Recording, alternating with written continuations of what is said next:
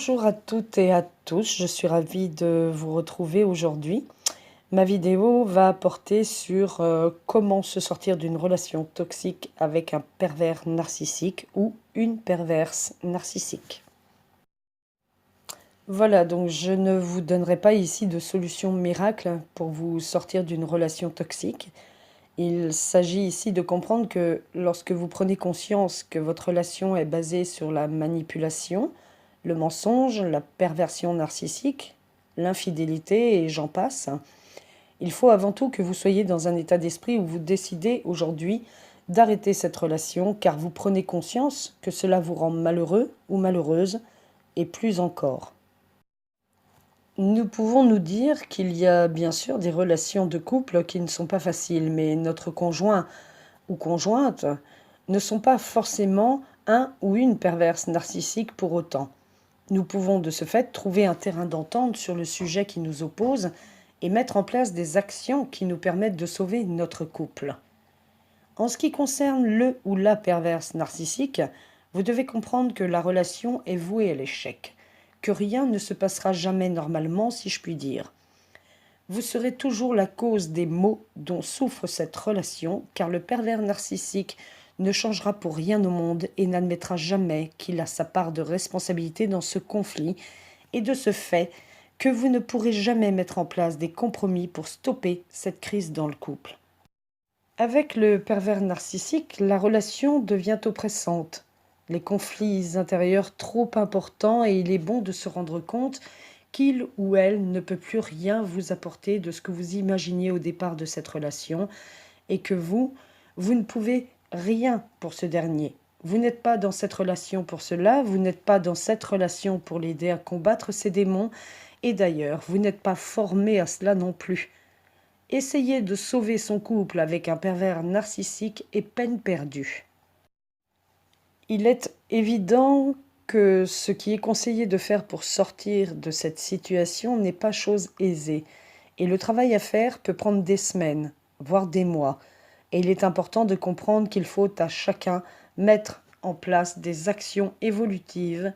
Mais dans cette relation avec un pervers narcissique, évidemment, la première chose primordiale à savoir, c'est que vous devez fuir à tout prix, car ensuite, c'est à ce moment que vous pourrez mettre en place un schéma de reconstruction afin de gravir les différentes étapes pour retrouver un bien-être et surtout pour vous aider à comprendre toutes les erreurs futures à éviter avec ce PN, et même pour une relation future éventuelle. Sachez que toutes les étapes permettent à chacun de contrer à la suite le PN qui n'hésitera pas à vous rappeler son bon vouloir. Il faut aussi prendre conscience que dans cette relation avec le PN, beaucoup passent par le même chemin, le même schéma de destruction. Beaucoup ne savent pas comment procéder pour s'en sortir. Le malaise étant qu'on se laisse aller, on ne s'occupe plus de soi, on se renferme, pensant que notre entourage ne peut nous comprendre. Et il est même assez difficile pour ce même entourage, n'ayant jamais vécu cette relation, d'être à même de comprendre notre vision, notre mal-être et l'enfermement dans lequel nous sommes. Pour se sortir d'une relation avec un PN, il faut avant tout se mettre en tête que cette personne ne vous veut aucun bien. Vous avez beau essayer de mettre en place des choses pensant améliorer la relation, vous avez beau essayer de comprendre son fonctionnement, son comportement, vous avez beau faire tous les efforts possibles et pourtant rien n'y fait. Vous êtes toujours dans la douleur, l'incompréhension, car rien n'y change, sauf toujours le fait d'être en pleine maltraitance psychologique. Quand vous avez pris conscience que vous subissez les agissements de ce PN et la souffrance que vous endurez, que vous comprenez que vous n'êtes qu'un objet et que vous n'êtes qu'une proie parmi tant d'autres pour lui ou elle, vous comprenez donc que votre personne lui importe peu et qu'il n'a aucunement l'intention de vous mettre sur un piédestal, de vous rendre heureux ou heureuse, que son but est son bien-être.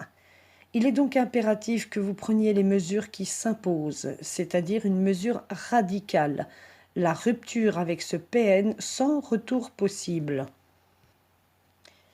Les premières étapes donc sont la prise de conscience et sortir de la dépendance affective. Vous devez accepter que la personne PN ne puisse être celui ou celle que vous imaginiez. Vous devez accepter que cette personne est néfaste pour vous. Vous devez accepter que ce dernier ne soit pas la personne avec qui vous pourriez vivre une histoire d'amour. Mais par contre, vous ne devez pas accepter que cette personne vous isole de tout et de tout le monde. Vous ne devez pas accepter qu'une personne vous isole de votre entourage et vous dicte votre conduite à tenir. Et vous ne devez pas laisser, vous ne devez pas accepter que cette personne vous fasse souffrir. La relation de deux êtres ne doit être faite que d'amour, de partage, d'échange, de complicité, de solidarité. Et nous devons être une épaule pour chacun. Si vous ne voyez pas cela, à quoi bon persister ? Après que vous ayez eu cette prise de conscience sur votre relation avec le PN et décidé d'arrêter cette relation qui vous torture inutilement, vous devez changer vos habitudes de tous les jours. Vous devez repenser à vous plutôt qu'à cette personne. Elle ne doit plus être votre priorité ni même votre centre d'intérêt. Vous ne devez plus penser constamment à cette personne ni même vous poser de questions sur ce qu'elle ou il fait. La meilleure façon de réussir à se dégager de tout cela, c'est de stopper net, de ne plus vous préoccuper de ce qu'il en advient, de refuser tout contact et ou toute autre chance car il n'en existe pas ou plus.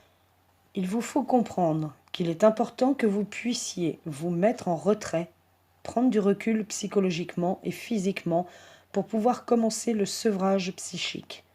Bien sûr, les premiers jours ne seront pas évidents, mais vous avez tout le temps ensuite de penser à vous, de vous organiser pour retrouver tout ce que vous aimiez faire et surtout aussi d'imaginer une vie meilleure. Je reviens sur un point que j'avais fait dans une de mes vidéos qui expliquait qu'il était important pour vous aider vous-même de vous munir d'un papier ou éventuellement d'un cahier, car là où les listes peuvent être très longues, et d'y noter d'un côté toutes les choses que vous aimiez ou aimez faire, d'un autre côté toutes les choses que vous n'avez plus jamais fait et qui pourtant vous procuraient du plaisir. Ensuite, et il serait souhaitable de le faire, c'est également d'y noter tous les points négatifs que le PN vous a fait subir et d'un autre côté les points que vous estimez ou considérez positifs dans cette relation. Je pense que, une fois cette liste établie, vous serez à même de vous rendre compte de tous les aspects négatifs et néfastes qui en ressortiront.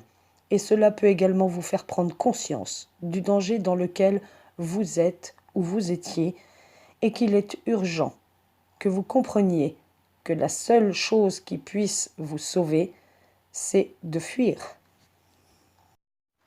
Voilà donc pour cette vidéo et encore une fois, prenez confiance en vous. Ne considérez jamais que vous n'êtes personne. Reprenez confiance en vous. Nous sommes plusieurs à vous conseiller et à vous aider du mieux que nous le pouvons, mais bien évidemment, vous pourrez y arriver qu'avec votre force et parce que vous le voulez et voulez le meilleur pour vous-même. Je vous embrasse tous et prenez grand soin de vous et je vous dis à très bientôt.